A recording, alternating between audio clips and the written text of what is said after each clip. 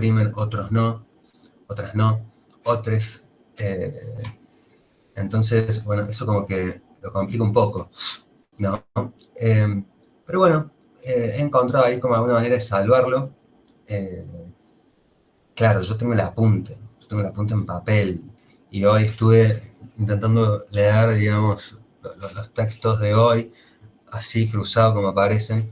Entonces me parece que la bocha viene con lecturas un poco más cortas, ¿no? No tan largo, porque puede ser un poco incómodo. Hay una gente, digamos, que puede transformar el PDF en Word, con el programita I Love You Word, y ahí lo manipulan, digamos. Pero bueno, como es la primera vez que vamos a encontrarnos con textos cruzados, la lectura va a ser un poco corta. Les comento a los que estamos, che, ¿por qué tan pocos, no? ¿Por qué tan pocos? ¿Por qué tan pocos? ¿Ha pasado algo que yo desconozco? ¿No? ¿Ha El pasado nada? suceso nuevo fue que no tenemos más organización temprano, entonces puede que el mundo se duerma.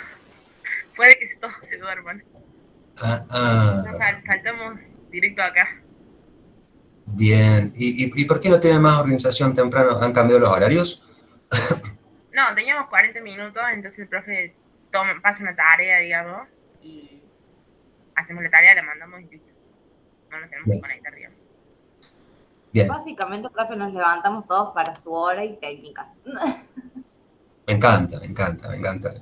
¿Vieron que en algo nos parecemos? Eh, yo también, yo también, yo también. Los miércoles son un día alevoso para mí. Se me hace un poco largo. Yo ya estoy empezando a desconfiar de mis fuerzas, porque el miércoles mis actividades son las siguientes. Doy clase a la mañana, cuando era presencial iba obviamente a la Cruz Roja, y de ahí me iba a mi consultorio. Y comía en el nuevo centro shopping una hamburguesa, así, muy copado, y después iba al consultorio y estaba hasta las 10 de la noche. El sistema sigue siendo el mismo, pero ya desde casa. Era un día que realmente era liviano para mí, aunque tuviera muchas horas en el consultorio. Pero últimamente me está cansando mucho todo. Eh, entonces anoche me acosté más bien temprano, ¿viste? Bueno, uno se va dando cuenta, ¿no? El nivel de cansancio que maneja. Y, Buen día, profe.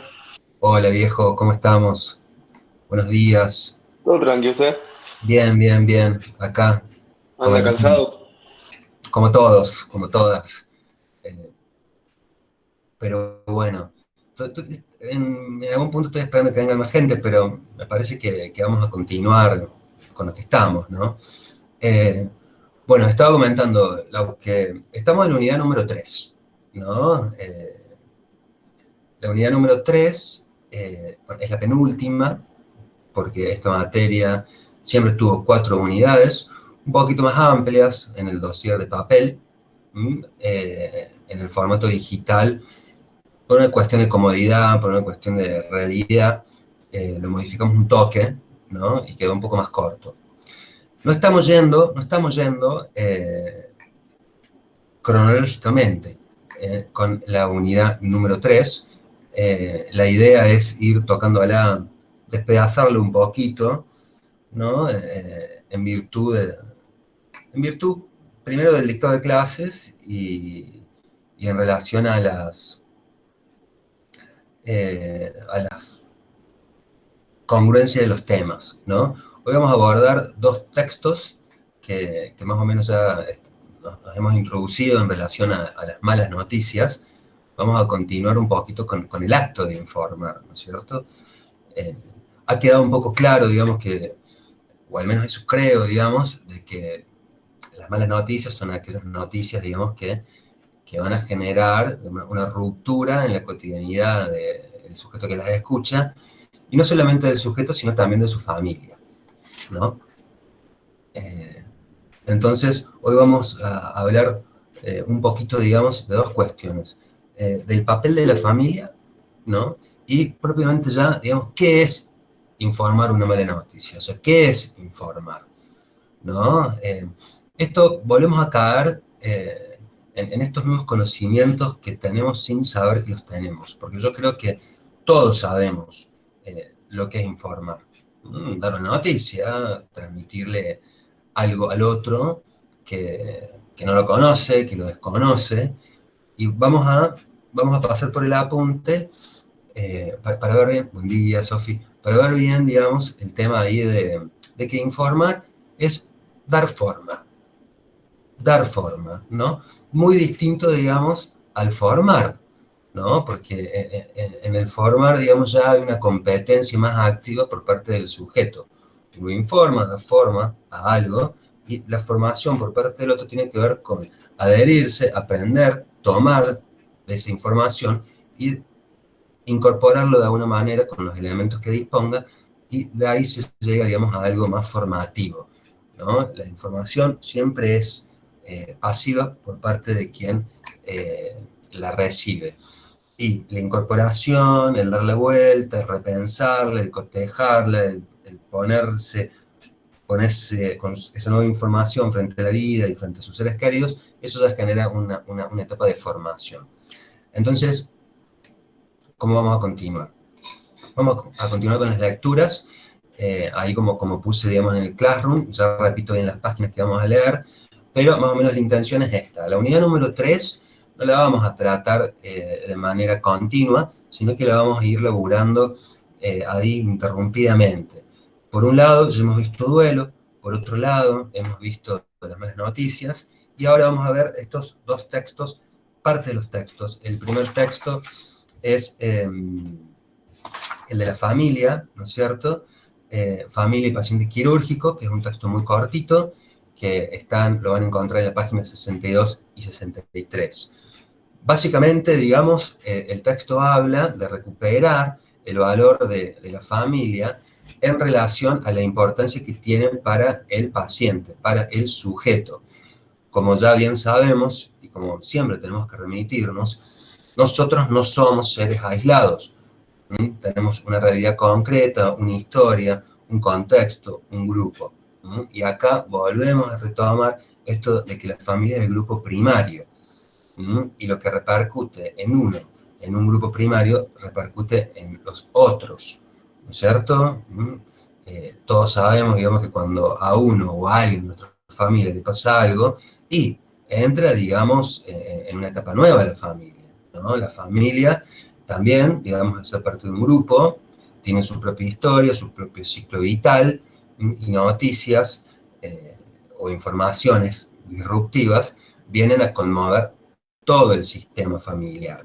Entonces es importante entender, digamos, que la familia, a la hora de informar una mala noticia, a la hora del acompañamiento de un paciente quirúrgico, posquirúrgico, prequirúrgico, entendemos, digamos, que la familia cumple un papel muy importante.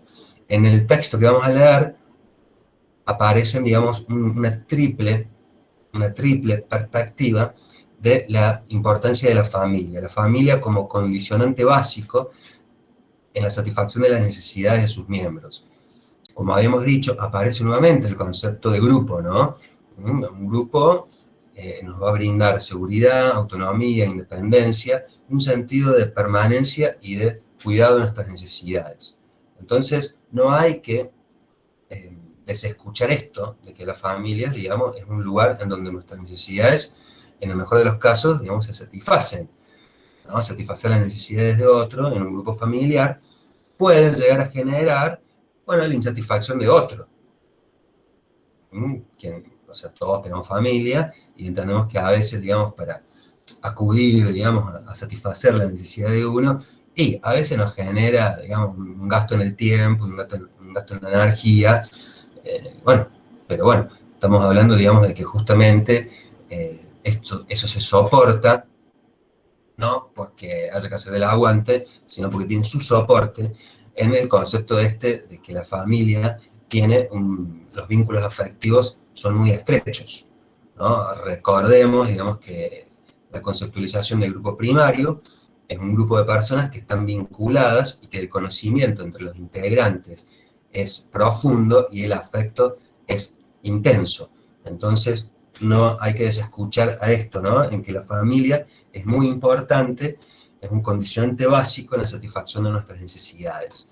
Otro aspecto a tener en cuenta, digamos, en la familia, es de que nos brinda cuidados a los miembros dependientes. Alguien se enferma, por lo general, digamos, la familia está, digamos, haciendo la barra brava de esa persona que ha enfermado, ¿no es cierto? O que depende, digamos, de nuestras necesidades.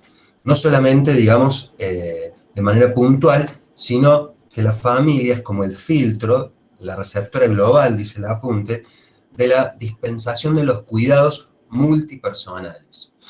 Estas serían como las triples perspectivas del rol de la familia frente al paciente quirúrgico. En un primer punto, la familia como un condicionante básico de la satisfacción de necesidades. La familia brinda cuidados a los miembros que lo necesitan y la familia que genera cuidados de maneras multipersonales. O sea, estamos hablando de que la familia es una fuente de apoyo afectivo, emocional, social de sus miembros, ¿no? Y bueno, evidentemente que presenta dificultades en los miembros que presentan dificultades tanto en su propio autocuidado, ¿no es cierto? Y hay que entender, digamos, de que un movimiento en ese sistema familiar repercute en todos, ¿no?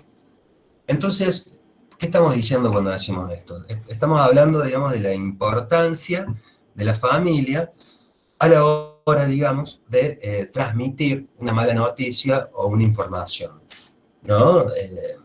Porque entendemos, digamos, de que el proceso quirúrgico, evidentemente, va a generar a nivel individual y a nivel familiar una situación de angustia, una situación que genera desconcierto, que presenta un enigma, que no se sabe muy bien qué es lo que está sucediendo. Entonces, por lo general, siempre esa información o esa mala noticia se le brinda a un grupo familiar, ¿no? Al paciente o a un grupo familiar. Por eso es importante, como hablamos la semana pasada, para no andar sobreinformando o sobreexponiéndonos a nosotros mismos, a nosotras mismas, a brindar una y otra vez información, hay que tener bien en claro, digamos, cómo está compuesta esa familia. Porque si no, vamos a dar la información, primero uno, después otro, cuando no, digamos, una familia está separada y primero se la da a un padre, a una madre, a un hijo, a otro hijo.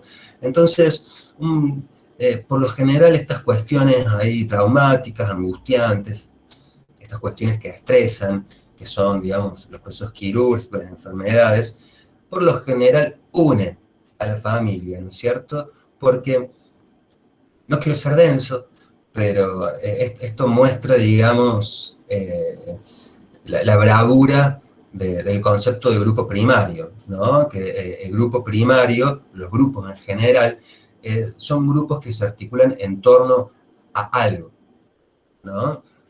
Le decimos tarea, pero, digamos, la tarea puede ser, digamos, pueden ser múltiples cuestiones. En este caso, la tarea, digamos, puede ser justamente acompañar a un integrante que está enfermo o que está pasando, digamos, por un proceso quirúrgico. Entonces, es importante saber, digamos, cómo está compuesta la familia para no, digamos, informarle primero a uno, después a otro. Cuando te cae uno que se presenta como familiar, siempre la gente quiere saber qué es lo que pasa. Entonces, tenemos que saber, digamos, cómo está compuesta la familia para respetar, digamos, la privacidad del paciente, para apoyarnos en ese grupo primario que va a ser el dispensor de las satisfacciones y del cuidado de ese paciente, ¿no? Por lo general, todas las intervenciones quirúrgicas van a generar esto, ¿no? Ansiedad, confusión, desorientación. Entonces es muy importante transmitir una información clara. En el apunte en el artículo que vamos a leer, que está en la página 62-63, justamente familia y paciente quirúrgico, termina la conclusión diciendo que sería como importante tener un protocolo de formación específica sobre la noticia que se va a brindar. Bueno, en algún punto eso ya lo hemos valorado la clase pasada, cuando vimos estos 6 pasos, ¿no?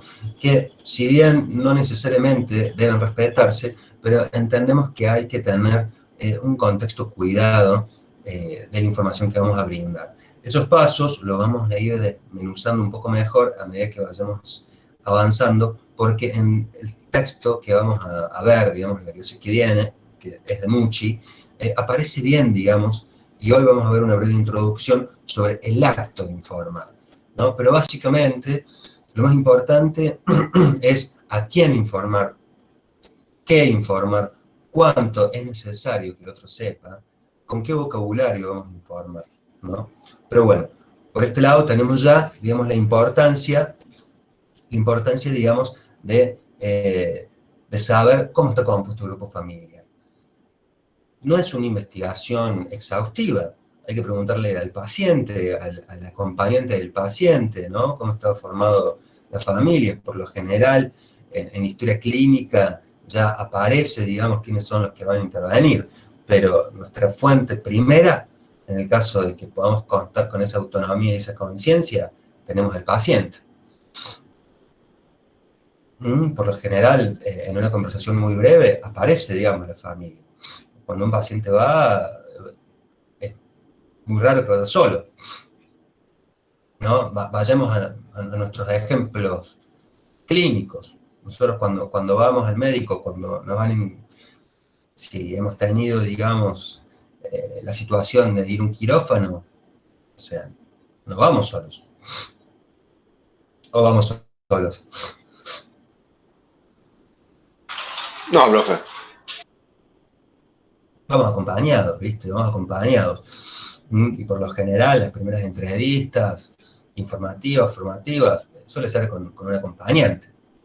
No, uno sea, digamos, una intervención quirúrgica que se resuelve en el día, y bueno, si necesitas de alguien, digamos, porque salís de una cirugía, ¿viste? En el menor de los casos, a veces uno va solo, ¿no? Siempre va acompañado de una familia, de un familiar, de un ser querido, de un compañero. Bueno, ahí ya tenemos una fuente primera, ¿no? Para averiguar, digamos, y tener, recibir información sobre a quién nosotros nos vamos a remitir. Bueno, entonces por ese lado tenemos la importancia de la familia, grupo primario, grupo soporte, de sostén. La familia por lo general se une frente a la convalecencia de un integrante del grupo. Entonces es importante, digamos, para no hablar de más, y no hablar mucho, y no hablar disperso, entender, digamos, cómo está compuesta la familia, porque la familia es quien satisface nuestras necesidades, quien va a cuidar al convaleciente y quien va a brindar, digamos, los cuidados multipersonales necesarios. Esa es la triple perspectiva que ya van a encontrar en un instante en el material que vamos a leer. Eso está en la página 62-63, y también vamos a empezar a leer también en la unidad número 3, por eso decía de que la unidad número 3 está salpicada, pero de esa manera, digamos, vamos a terminar leyéndola toda de una manera amena. En la página 84-85 vamos a encontrar informar, empieza así el texto, informar una instancia crítica, ¿no? Es muy rico el material que aparece en esa parte, son 84-86, digamos, son 2 hojas, son 4 páginas, están así, digamos, son un poco incómodas, por eso también va a ser la lectura breve, digamos, pero acá lo más importante que nos vamos a encontrar acá es, nos vamos a encontrar etimológicamente, cuál es el concepto de informar, ¿no?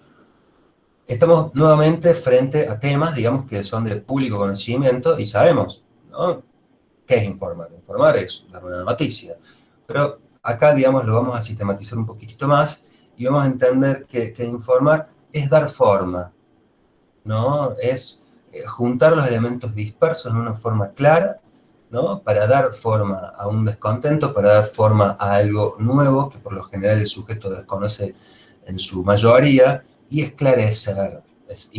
Informar es dar forma y esclarecer algo que el paciente desconoce, o al menos no conoce del todo.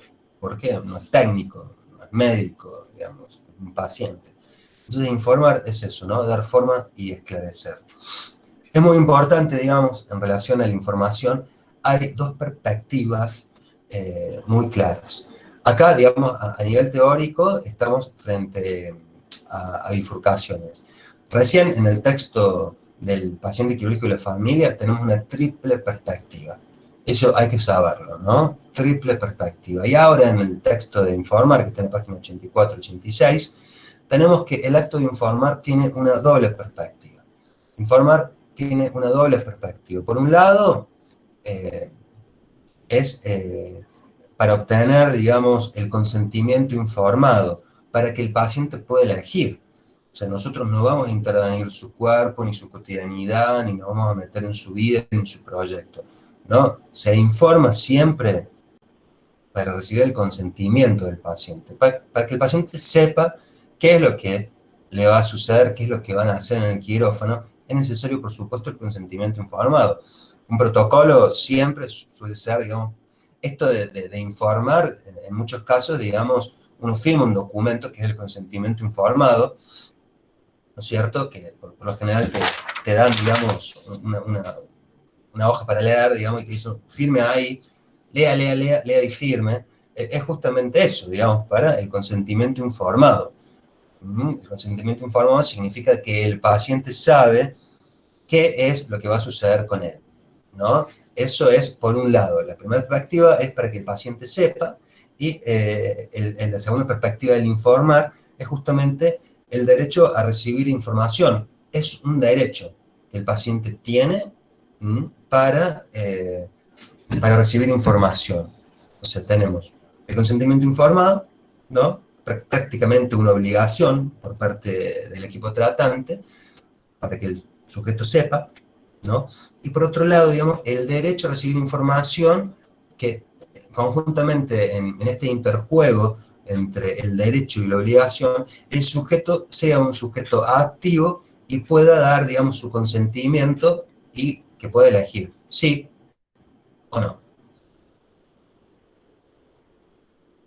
También, digamos, lo que vamos a ver ahora en el apunte es que seguramente ya lo han visto en otras materias o en otro recorrido, es cuáles son los modelos de información, ¿no? Porque la semana pasada vimos, digamos, bueno, de que hay una especie de protocolo, una estrategia, un plan a seguir, en un primer momento la preparación, ¿no? Que no es más ni menos que el contar, digamos, con un espacio seguro y con un tiempo que venga a nuestro favor para ver qué acontece cuando uno brinda esa mala noticia, tanto el paciente como la familia, atendiendo siempre las necesidades que van surgiendo en el momento, pero en un marco de intimidad.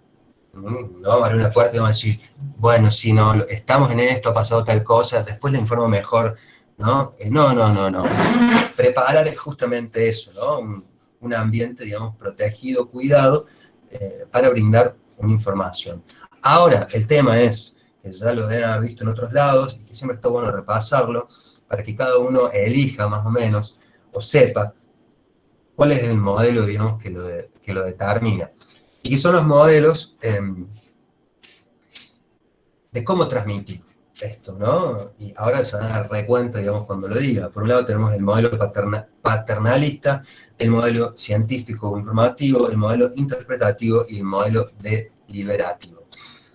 Cada uno de estos modelos da cuenta de cómo es el posicionamiento del profesional o del agente de salud que va a brindar información frente a un paciente. Este modelo va a determinar el impacto de la información que se transmita. Porque evidentemente a todos nos han dado malas noticias, ¿no? Y esto se viene a colación a lo que hablábamos la semana pasada, de que por lo general uno no se olvida cómo nos han dado una mala noticia. No nos olvidamos de eso. ¿O sí nos olvidamos de eso? No, queda como que marcado. Tal cual, queda marcado. Che, voy a levantar la persiana, voy a cerrar un poco acá porque el sol me está dando muy fuerte. Pero estoy acá, ¿eh? Dale, profe. Voy a acomodar el aula. Ahí un poquito mejor. Bueno, o sea, por un lado tenemos entonces que no nos olvidamos, ¿no? No nos olvidamos de las malas noticias, ¿no? Menos si son... Bueno, uno de los textos creo que decía que no te olvidas ni el día, ni la hora, ni el lugar. Ujú. donde te dieron la mala noticia. Totalmente. Yo tengo grabado acá, digamos, prácticamente un escenario, digamos, una mala, una mala escena, ¿no? Uno no se olvida. Imagínense si le sumamos a un contexto no cuidado, entendiendo un contexto no cuidado como una información no trabajada previamente, ¿no? Porque por lo general, digamos, uno sabe, o ya, como venimos conversando, uno ya maneja la información que va a brindar. Pero el otro es muy probable que sea la primera vez que la escuche. Entonces, digamos, no hay que subestimar el contenido que nosotros vamos a decir, porque esa intervención nuestra va a significar algo muy importante en el otro, que va a generar, digamos, angustia, ansiedad, temores, miedos, persecuciones, que va a poner, nosotros vamos a transmitir una información, o cada vez que transmitamos una información que es disruptiva, que viene a romper las actividades de la vida cotidiana, que viene a meterse en el proyecto del paciente y de la familia, obviamente, vamos a transmitir algo, digamos, que va a ser angustiante. Entonces, ¿qué es lo que tenemos que intentar? Tenemos que intentar mitigar un poco el monto de angustia, de ansiedad, de estrés y sobre todo traumático, que después lo vamos a ir viendo en esta unidad número 3, cuando veamos la diferencia entre el estrés, el trauma, la ansiedad. Entonces, como primer gran elemento del cual nosotros contamos, vaya, Pamela Soledad, la primera que entró a clases, anda tranquila, no hay ningún problema.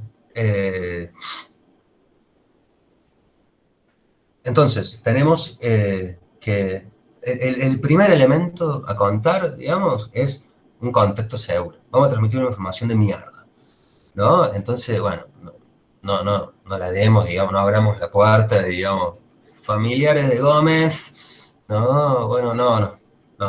La verdad que de ahora en más, ¿viste? Ahí hay un Gómez.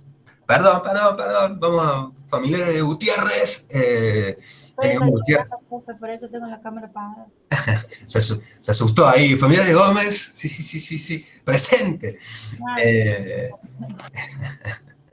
Entonces, lo primero que tenemos que hacer es preparar, digamos, un contexto cuidado, ¿no? Que tiene que ver con una gota de empatía y de tiempo, como yo había dicho, ¿no? Y después, evidentemente, estar un poco afilado en nociones de cuánto y qué hay que informar. Pero también un elemento importantísimo en toda interacción y vínculo no es solamente el qué, sino también es el cómo. ¿Cómo lo vamos a transmitir, no? ¿Cómo lo vamos a transmitir? Y acá, digamos, a modo orientativo, se presentan ciertos modelos, ¿no? El modelo médico paternalista, en el cual el médico es un experto, distante, objetivo, cínico, y tira toda la data, ¿no? Tira toda la información unilateralmente. Tenemos el modo científico, que también, digamos, prima, digamos, la información por fuera del impacto. Tenemos el modelo interpretativo, que es un modelo ya más bidireccional, en donde el que da la información escucha constantemente, ¿no? Y va aconsejando también devenires, ¿no? Que va ampliando un poco.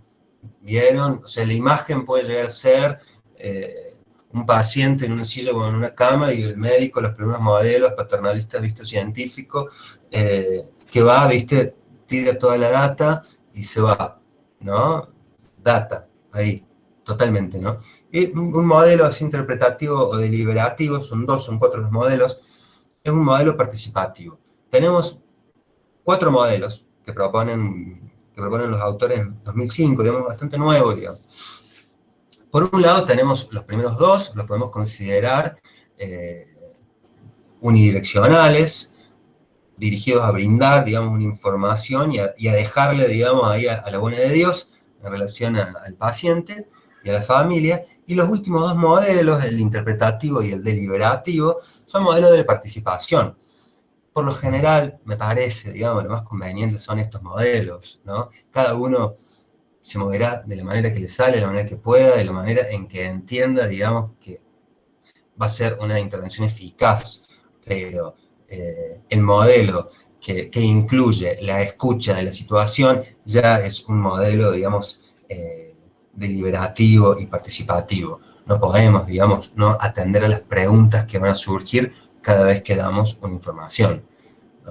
No podemos remitirnos nuevamente a la información que damos frente a una pregunta nueva, ¿no? Porque hay que tener en cuenta, digamos, de que cuando brindamos una mala noticia, si bien, digamos, ya hay una búsqueda de orientación, de reparación y de adaptación por parte del familiar y el paciente, quedan un montón de cosas sueltas, ¿no? Quedan un montón de cosas sueltas. Entonces, cuando transmitimos una información y nos hace una pregunta, no nos podemos remitir nuevamente la información, no podemos repetir lo que ya dijimos, ¿no? Es un modelo muy hegemónico, muy médico hegemónico eso, y realmente, al menos en lo psiquiátrico barra psicológico, sucede mucho, ¿no? En entrevistas con psiquiatras, o sea, interdisciplinarios, frente a un familiar, a veces, digamos, cuando un familiar hace una pregunta frente a qué va a suceder, ¿viste? Yo he estado y presencio permanentemente, digamos, devoluciones que no hacen más que repetir una información. No la abren a algunos psiquiatras, a algunos médicos. No la abren por incomodidad, por impericia, por malestar, ¿viste? Pero por lo general, digamos, está bueno como, bueno, no, el no saber, ¿no? Porque nadie sabe el futuro, ¿no? Pero en algún caso, ¿viste? Escuchar, tomar la demanda del otro, explicarle, digamos, cuáles van a ser las nuevas competencias, o de qué estamos hablando cuando hablamos lo que hablamos, ¿no? Hacer ahí una interacción es fundamental, la participación con el paciente y el familiar, porque más allá de la ansiedad, está la duda, y no sabemos qué es lo que va a pasar. Nadie lo sabe. Nadie lo sabe, porque la operación puede tener, digamos, todo su éxito, digamos, pero no sabemos cómo se va a moldar un paciente a una nueva realidad. ¿Mm? Puede hacerlo jugar a favor, ¿viste? Y de pronto que emerja de él una cuestión que lo empodere, que lo nombre, digamos, que lo identifique y salir abanderado de una causa, o puede dejarlo, digamos, en una crisis depresiva muy fuerte. Entonces, la verdad que este equilibrio, ¿no? Entre la prudencia y la esperanza es muy importante, pero sobre todo alojar, alojar y alojar. Bueno, eso es la breve introducción mía de todos los miércoles. Eh, Ahora nos vamos a remitir al apunte y nos vamos, es un texto corto, son textos cortos, entonces están anotadas en el Classroom cuáles son las páginas, pero las repito.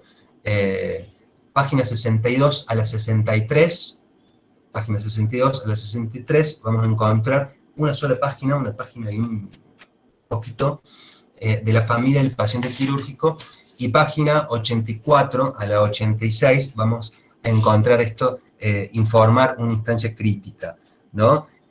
Lean de la 84 al 86 hasta el subtítulo que dice acto de informar, o sea, lean hasta el momento que encuentran acto de informar. O sea, lo último que van a leer en ese apartado, en ese artículo, son los modelos, ¿no? Lean hasta los modelos. ¿Mm? Nos tomamos unos minutos, son las 10:15. Eh, Son las 10:15, nos tomamos, digamos, hasta las 10:30. Tomamos hasta las 10:30, porque son cortitos, y nos volvemos a encontrar acá y hacemos un cierre. ¿Mm? Bueno, profe. Muy bien, muy Vale, bien. profe. Gracias.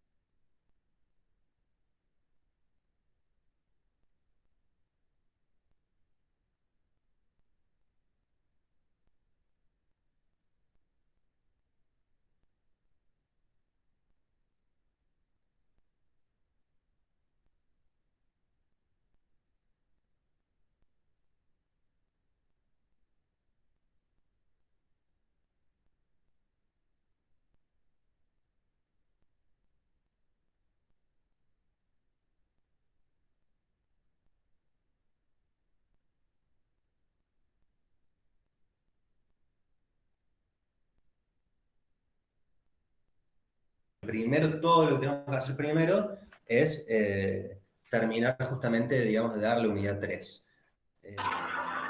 O sea que no hay tanto apuro.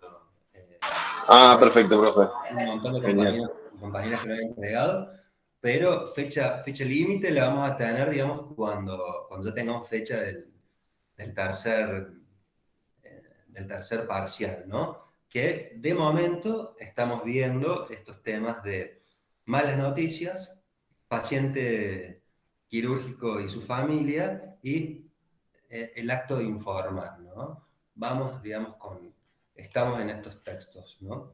Bueno, ¿han leído, les ha resultado muy incómodo leer el material de Mucci, ese que está cruzado? Sí. Qué bajón, ¿no? Qué bajón. Qué bajón. Bueno, soluciones que se me ocurren, bueno, al principio lo decía, esto bueno, hay algunos que pueden pasar el formato PDF Word, esa es una, otra es imprimirlo, y bueno, no, se me acabaron las ideas. Y otra es aguantársela, ¿no? Aguantársela. Sí, a poner la notebook de costado, como hice yo con él. Sí, tal cual, esa es otra, esa es otra. Los que tenemos compu de escritorio, digamos, está complicado. Pero son solamente los de Mucci, son solamente los de Mucci. Eh, otra que se me ocurre, pero es muy enquilombada, digamos, es que yo haga como una especie de resumen de Word, ¿viste? Pero se va a perder material, solamente Mucci. Me parece que ¿cómo lo vamos a hacer? Y vamos a apuntarle a la lectura corta, ¿viste? Hoy ya desandamos la página 86, 84 al 86, ¿no? Podremos suprimir algunos textos, esa es otra idea, pero ya lo vamos a ir viendo. Bueno, vamos a hoy, vamos a hoy. Eh, Simples los textos, ¿no?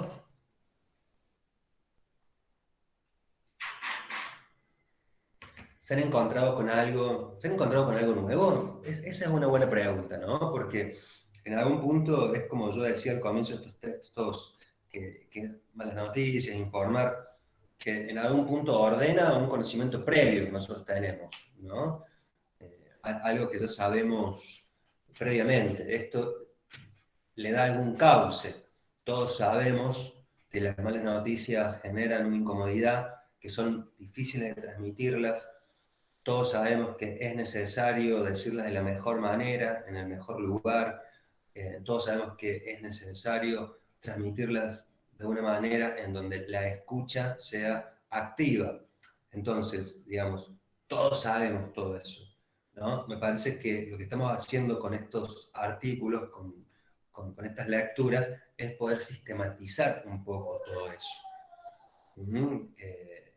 Me parece que los textos estos de informar y malas noticias van acomodando un viejo conocimiento nuestro que estaba dando vueltas por ahí. Después empiezan textos de otras características en donde es probable que no sepan, digamos, de lo que estamos por hablar. Pero bueno, vamos a esto. ¿Con qué se han encontrado?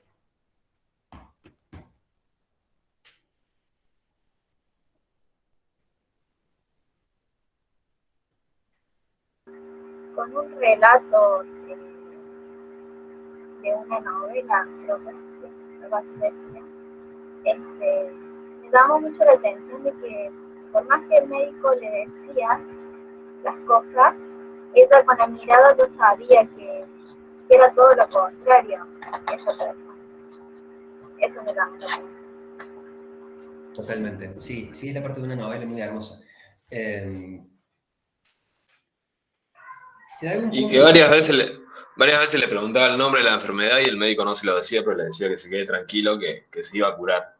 Que él no prometía esas cosas a los que no se puedan cumplir, digamos.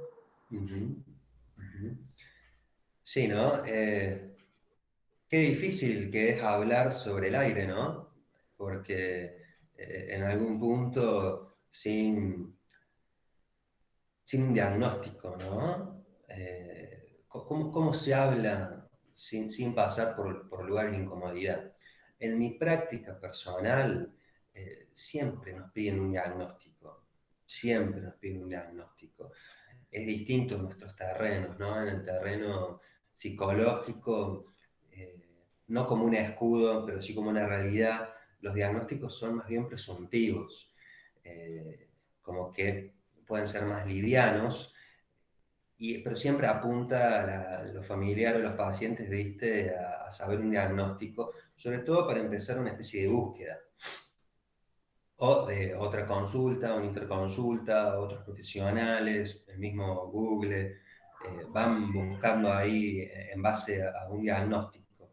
En lo afectivo es distinto, ¿no? Porque los diagnósticos realmente son presuntivos. El diagnóstico que puede tener una persona hoy, y capaz que no sea el mismo que tenga dentro de un mes, ¿no? Pero en lo fisiológico, en lo orgánico, el diagnóstico por lo general no engaña. Y imagino, digamos, que tiene como un componente mucho más complejo el transmitir eso. O sea, no se puede hablar sin hablar. La conclusión, digamos, del fragmento de la novela Las Hermanas, no se puede hablar sin hablar, ¿no? Porque serían como aproximaciones un poco sueltas, abiertas a una ambigüedad, abiertas a una ambigüedad que no van a generar otra cosa que ansiedad, ¿no? Vieron que el paciente ahí dice, bueno, yo sabía que estaba todo mal. En algún punto a mí me daba la sensación esa, ¿viste? Como, bueno, ya está, ya fue, ¿no? ¿Viste? En ese punto. Y a ver, ¿y en qué modelos de transmitir? Porque tenemos el qué hay que transmitir, ¿no es cierto? El qué, ¿no? Y el cómo, que hace referencia a los modelos. ¿En qué modelos? Pongámonos como el paciente. ¿Desde qué modelos a ustedes les gustaría recibir una mala noticia? Yo los escucho. Voy a silenciar acá porque hay una batalla campal. Repito, ¿desde qué modelos a ustedes les gustaría recibir una información?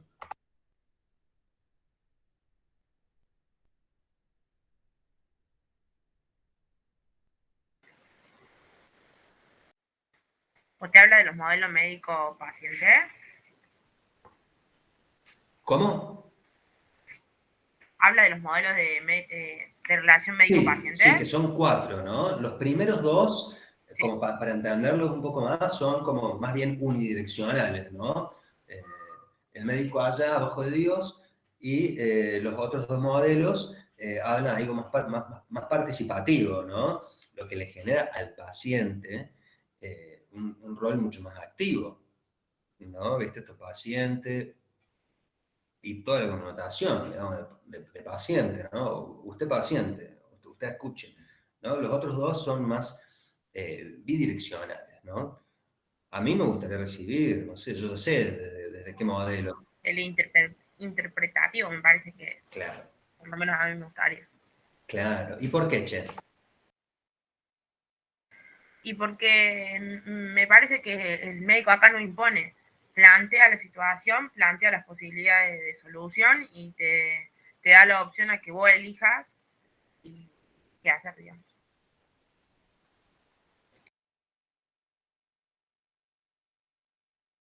Profe, no se le escucha. Sí, me di cuenta. Pero no era tan importante lo que estaba diciendo. Totalmente. A ver. Acá no se trata, viste, de ponerse totalmente empáticos y que a nuestra práctica la guíe el buen corazón. Vamos a durar poquito, digamos, más en estas, digamos, tareas, ¿no? Que tienen que ver básicamente, digamos, con el sufrimiento del otro, si se quiere, ¿no? Con un sufrimiento que puede ser remediado, obviamente, para eso consultan tanto en mi disciplina como en la de ustedes, ¿no? Pero es como un posicionamiento humano, respetando, por supuesto, determinadas distancias. Vieron que en el acto de informar, que hablaba de 2 perspectivas, pregunta absolutamente de parcial. Estoy expoliando una pregunta de parcial, ¿no? Las 2 perspectivas del acto de informar. Por un lado, para el consentimiento informado y por otro lado, como un derecho del paciente a saber, digamos, qué va a suceder para poder decidir. Para poder decidir, ¿no? Es muy importante entender eso, que para poder decidir, nosotros tenemos que tener información, no podemos decidir, como en el caso del extracto de la novela, no podemos decidir sobre algo que nos remita al chamanismo, ¿viste? Y a la cuestión, va a estar todo bien. Bueno, no, hace falta estar informado para poder decidir. Se me ocurren un montón de ejemplos en el orden de lo conyugal, de las parejas, ¿no? Me hubieras dicho antes que las reglas eran así, así yo también. ¿No? O sea, la información es un derecho, una obligación y un derecho, ¿no? Estas dos perspectivas, pregunta de parcial. Después las vamos a ir formalizando mejor, pero pregunta parcial, que es muy importante. Y vieron, digamos, que en esa parte aparece, digamos, como que el acto de informar es mucho más que una característica administrativa, ética, legal, sino, digamos, que bordea el terreno del humano. O sea, hay que tener un posicionamiento humano, ¿no? Y en algún punto es muy difícil definir qué es lo humano.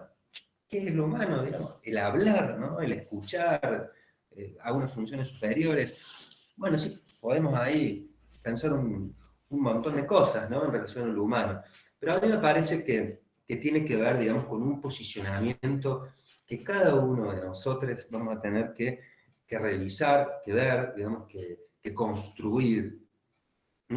Y un posicionamiento que tenga que ver evidentemente con la empatía y también con la distancia, ¿no? Porque no podemos estar ahí pasando de un sufrimiento a otro.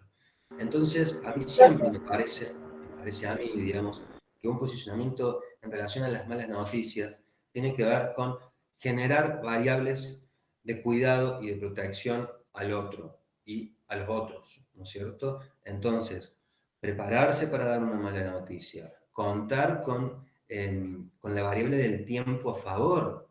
Qué bajón tener que transmitir algo y de pronto hay un paciente con 3 personas más, digamos. Hay 5 personas en una sala. Y no podemos. O sea, no está bueno que en 5 minutos tengamos que terminar la entrevista porque ya tenemos que entrar a otro compromiso. Entonces el tiempo habla del cuidado, ¿no? Porque evidentemente la mejor manera de transmitir algo es con tiempo, con claridad, con objetividad, con empatía y con la palabra estrella, digamos, que tiene que ver con los últimos 2 modelos, con la empatía y con la escucha. Escuchar qué tiene, digamos, para decir el otro, ¿no? Y entendiendo, digamos, que las esperanzas no funcionan porque realmente no sabemos cómo van a evolucionar ciertas cuestiones. Sobre todo, digamos, después de una cirugía que va a alterar permanentemente el proyecto de vida de una persona. Que por lo general sucede, ¿no? O al menos a mediano plazo. Si es a largo plazo, digamos, bueno, hay que entender, digamos, de que hay compuertas que las personalidades abren en el caso de que sea necesario. ¿Cuántas veces hemos estado frente a situaciones o pacientes que han vivido una situación traumática y que consideramos y que después se activan determinados elementos, ¿viste? Y eso también empoderando a la familia del paciente, ¿no? Un montón de historias de ese tipo, ¿no? De gente que genera movimientos resarcitorios, reparatorios, en base a un acontecimiento muy complejo. Pero bueno, o sea, el qué y el cómo determina el impacto que va a generar en el paciente y en la familia. El qué decir, digamos, y el cómo. Esas dos preguntas, ¿no? El qué y el cómo, atraviesan las prácticas profesionales, atraviesa el encuentro humano de todas las realidades del mundo, ¿no? Y de toda la historia. ¿Qué decir y cómo decirlo? Ahí descansa la literatura también, ¿no? ¿Qué vas a decir? ¿Cómo decirlo? ¿No? En esto que se dice, no hay malas historias, sino hay historias bien contadas o mal contadas, ¿no? Entonces yo creo que el qué evidentemente, es de una manera clara, de una manera que haga un interjuego entre lo objetivo y lo subjetivo, entender que el qué, a quién se le dice, ¿no? Para no ser repetitivo, y el cómo es un modelo democrático, participativo, ¿no? En donde la voz del otro es activa. ¿Mm? Entonces, lo más importante hasta el momento de lo que venimos viendo en relación a las malas noticias, en relación a qué es informar y en relación a los familiares, digamos, háganlo descansar todo como un esquema mental, el qué y el cómo, ¿no? Cada vez que piensen en el qué, se van a remitir a qué se informa, cuánto se informa, ¿no? Y el cómo es cómo van a informar, y ahí van a surgir, digamos, evidentemente, el tema de los modelos, ¿no? Que es otra pregunta parcial. Hoy estoy ahí muy buchón. Esa definitivamente elija 2 modelos y desarrolle brevemente. Ah, ahora toman nota, ¿eh?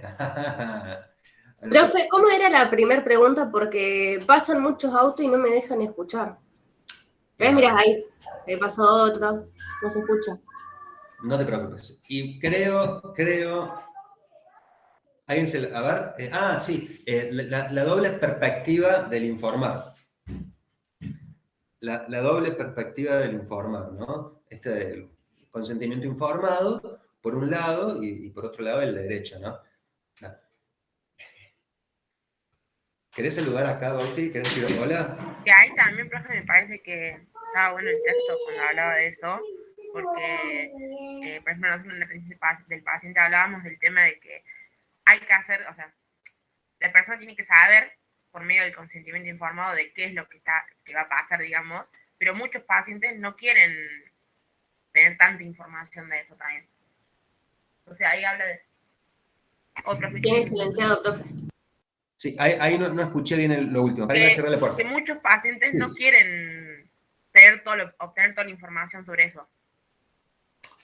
Tal cual, tal cual. Bueno, ahí ya vamos a seguir viendo, digamos, esto de cuánto se informa, ¿no? ¿Cuánto se informa?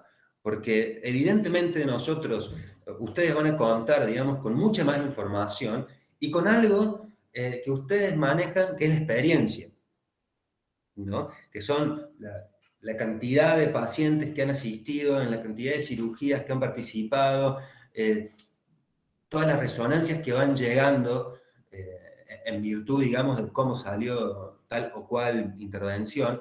Entonces, uno cuenta, evidentemente, digamos, con un panorama mucho más exhaustivo en relación a un porvenir y en relación también a cuánto uno puede informar. Entonces, viste, hay que tener mucho cuidado porque el otro tiene que saber lo que tiene que saber y nada más. Y nada más, ¿no? Porque podemos correr el riesgo, viste, de empezar a informar para tranquilizar, ¿no? Y que no es tranquilidad, porque se trata de otro paciente, de otra historia, de otra familia, de otra historia clínica. Entonces, hay que estar atento, viste, de ir informando lo que el otro va a necesitar, ¿no? Es un terreno muy delicado, ¿no? Y muy, de bordes muy imprecisos, porque la pregunta siempre es artesanal, la respuesta siempre es artesanal, ¿no? Porque no podemos informar de menos ni de más. Entonces, habría que delimitar bien, de acuerdo a cada situación, qué es lo que el otro tiene que saber. Y nada más, ¿no? Porque si no, yo creo que informar de más podría llegar a meter ansiedad o miedos o resquemores en una etapa previa, ¿no? Y necesitamos, digamos, ir informando lo necesario, digamos, para también hacer jugar a favor, digamos, determinada predisposición y energías. Uno no puede, viste, remontarse muy adelante porque la verdad que no se sabe, ¿no? Entonces está muy buena, ¿no? Esta pregunta de decir cuánto informar, lo que el paciente necesite. Eso lo vamos a seguir viendo, está en el texto, ¿no? de Mucci, ¿no? ¿Cuánto se informa? ¿Cuánto se informa? ¿No? Seguramente la experiencia y las cuestiones clínicas nos van a ir acercando a situaciones en donde tengamos una entrevista con un paciente y un familiar y que haya un familiar que quiere saber más, ¿no? Más, ¿viste? Que nos mete en un terreno prácticamente ficcional porque hay un punto que no se sabe. No se sabe cómo va a evolucionar todo. No se sabe cómo va a reaccionar la personalidad de un paciente frente a algo. Y es muy común que nos pregunten de más. Es muy común que nos pregunten de más. Porque es el mecanismo defensivo de intentar acomodarse a una situación antes de haberla vivido. Y hay cuestiones para las cuales, digamos, no estamos preparados simplemente porque aún no hemos pasado por ahí. Entonces siempre es bueno, ¿viste? Como un manto de tranquilidad, una pausa, ¿no? Bueno, lo iremos viendo, hasta el momento está muy bien, cómo están sucediendo las cosas, el acompañamiento que tiene, está respondiendo bien, o es una cirugía relativamente simple, ¿viste? Y uno puede hacer como una demanda de que nada es simple en un quirófano. Pero, digamos, informar de más me parece, digamos, ya contraproducente.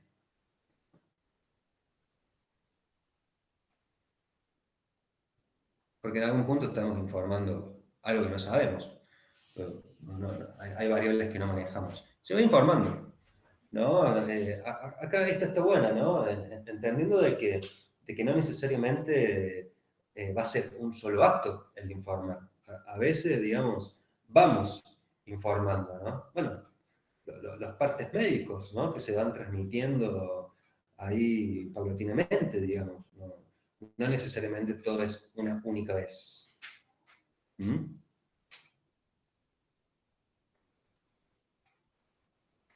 Entonces, así como preguntas que no las vamos a dejar escritas, pero que ya van tomando como cierto relieve distinto, tenemos, digamos, en el texto de familia, digamos, esta triple concepción, ¿no? Esta triple fuente de la importancia de la familia en el paciente.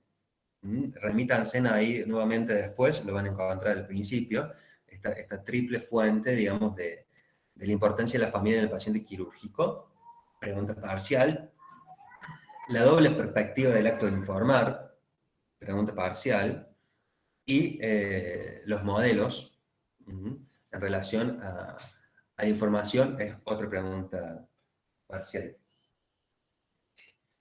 Chicos, chicas, vamos a dejar acá. Quédense tranquilos con el trabajo práctico de la unidad número 3 de duelo. Quédense tranquilos con eso. Tenemos fecha, tenemos tiempo hasta el parcial. Ese mismo día inclusive. Quédense tranquilos, ¿no? Quédense tranquilos. Si no lo entregan, digamos, se perjudican ustedes, ¿no? Porque sería, digamos, como una ayuda, soporte, eventualmente frente a la necesidad de que lo necesiten. Chicos, chicas. Profe, ¿no hay ninguna pregunta más que pueda pasar? No, de momento no se me ocurre ninguna. De todos modos, son textos, digamos, que vamos a ir revisando y repasando conjuntamente, ¿no? Para el primero y el segundo, nosotros estuvimos formalizando más preguntas. Estas las acerco yo ahora, no las formalizo, después vamos a hacer como una guía, ¿no? Pero de momento estas tres me parecen las que aparecen solas, ¿no? Ahí en la lectura de estos dos textos que hemos tenido hoy. Muy bien. Chicos, chicas, nos vemos la semana que viene. Muchas gracias por todo. Dale, Chao, profe, profe. nos vemos. Chao, chicos, cuídense Chao, mucho. profe, gracias.